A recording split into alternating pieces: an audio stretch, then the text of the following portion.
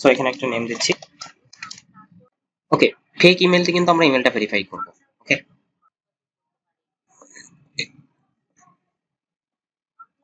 এখান থেকে আমরা ফিমেলটা সিলেক্ট করলাম।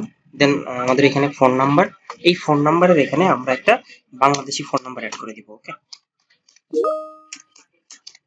আমরা এই নাম্বারে কিন্তু কোড নিব না, আমরা জাস্ট এই নাম্বারে নেক্সট স্টেপে যাব এবং এই নাম্বারটা এখান থেকে আমরা পরবর্তীতে চেঞ্জ করে দিই।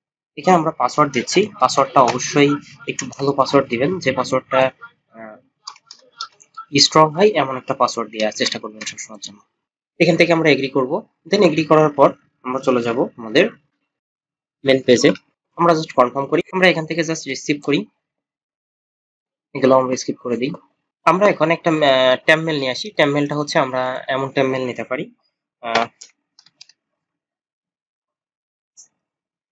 firemail.com.br।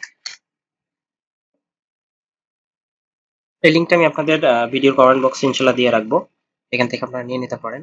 সো জাস্ট এখান থেকে একটা আমরা ইমেলটা ক্রিয়েট করে নিই। এখন এই ইমেলটা দিয়ে ম্যাক্সিমাম ক্রিয়েট হচ্ছে। আমরা এখান থেকে সেটিং এ চলে আসি। সেটিং এ আসার পর পাসওয়ার্ড এন্ড সিকিউরিটি থেকে আমরা পাসওয়ার্ড দিয়ে চেঞ্জ করে এই যে টু ফ্যাক্টরি, সেটা টু ফ্যাক্টরি আমরা সেট করে থাকি। টু ফ্যাক্টরিটা আমরা এখান থেকে যে টুফার মাধ্যমে করে নিতে পারি, টুফা ডট লাইভ, এটার মাধ্যমে কিন্তু আমরা টুফা করে নিতে পারি এখান থেকে। এটা পেন্ডিং আছে থাক, আমরা এখান থেকে কি করব, আমরা এখান থেকে অ্যাড নিউ অ্যাকাউন্ট করব। অ্যাড নিউ অ্যাকাউন্টে আমরা এখানে ইমেল সিলেক্ট করে দেব। ওকে, ইমেলটা আমরা,